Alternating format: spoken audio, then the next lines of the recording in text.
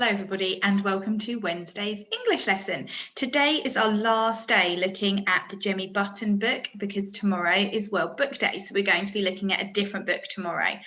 Let me finish the whole story for you and then I will tell you the activity that I would like you to do today. So, Jemmy Button. Once long ago on a faraway island there was a boy. Some nights he climbed the tallest branch of the tallest tree to look at the stars. He listened to the lap of waves and imagined what it would be like to live in the world on the other side of the ocean. One day, a boat came with visitors.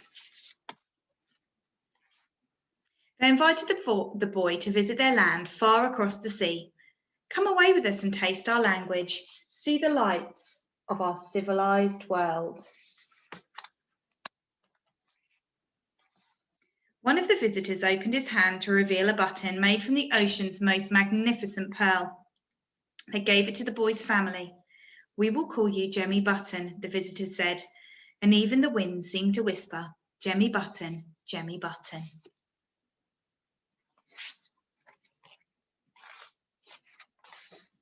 The illustration of him walking through the undergrowth. Jemmy Button said farewell to the island, to its trees, their boughs, and to its night sky filled with stars.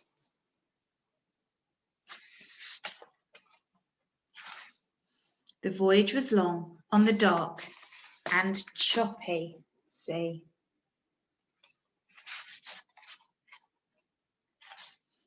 Once they arrived, Jemmy Button was surprised to find that the visitors' homes were made mostly of rocks, some stacked in towers taller than the tallest tree in the forest.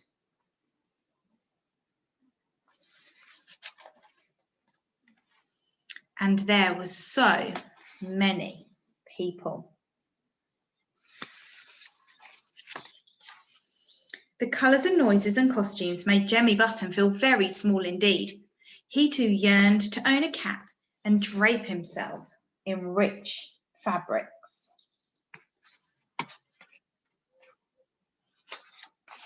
And there's our high street that you did all the research on Victorian High Street.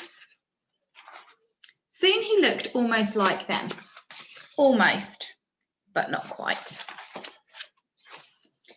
They took him to places where there were lights brighter than the sun.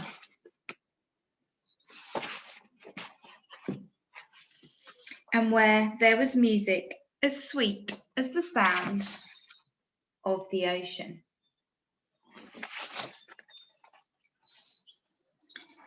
There was a king and queen more decorated than the wildest orchid.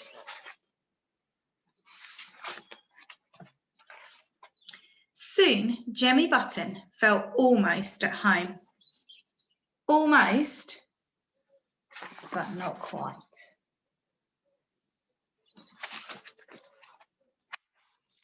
Sometimes he missed the island. He missed the trees and their boughs and the stars in the night sky. He knew he must return home. The visitors agreed he should go back and teach his people what he had learned. All of the friends that Jemmy Button had made came to see him off. Goodbye, Jemmy Button, they called. Goodbye. And there's Jemmy on the boat this side. There. The voyage was long on the dark and choppy sea. The island had remained the same, as had the forest and the sky and the ocean. The boy showed his family his new possessions, his shiny black shoes, top hat, and smart suit. I think he's going to need those. Then Jemmy Button climbed to the tallest branch of the tallest tree, listened to the lap of the waves. He smelled the wind and he heard the hush of the breeze through the branches. And he gazed across the water, remembering the world on the other side of the ocean, and softly whispered, Good night. And there he is, where he was at the very start of the book. I'm just going to read you the last bit of this book, which is actually a bit of information about Jemmy Button, who was in fact a real person, and this is a true story. In the early 1800s, Captain Robert Fitzroy set sail on the HMS Beagle from England to the islands of Tierra del Fuego at the tip of South America. The captain carefully watched the native people of these lands and thought they were savages. He believed it was possible to transform the most wild man into an English gentleman, and so he brought a boy named Orangecello back to England to educate the child in the ways of Christianity and Victorian upper-class manners. Fitzroy gave the boy's family a mother-of-pearl button in exchange, and this gave rise to Orangecello's new name, Jemmy Button. While in England, Jemmy had many exciting experiences and even attracted the attention of King William IV and Queen Adelaide. In 1832, Captain Fitzroy returned Jemmy Button to Tierra del Fuego with the hope that he would spread civilization among the natives. Charles Darwin joined them on the return voyage to study Jemmy in his original habitat. As the ship came into shore, Jemmy realised he was home and immediately shed his clothing. With great effort, he relearned his native language, and at that point he understood where he had been and knew where he belonged. This book is inspired by the stories of Jemmy Button. The activity I would like you to do today is to write a diary entry as if you were Jemmy sat on top of the tallest tree in the tallest forest, right at the end of the story after all those adventures he has had. I'd like you to see whether you can write down, remembering how he feels and all of the things he's experienced throughout the book. When we usually write a diary entry, we start it as Dear Diary.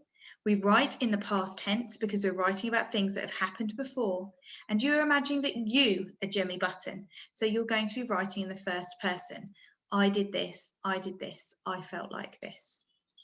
I really look forward to seeing your diary entries to see what Jemmy thought of his time in Victorian England and how he feels to be back home on the island of Tierra del Fuego. I hope you all have a lovely day, and I look forward to seeing your work uploaded onto Portfolio for me to give you some feedback. Don't forget your non-negotiables and your presentation pledge, and I look forward to seeing your work. Take care, everyone.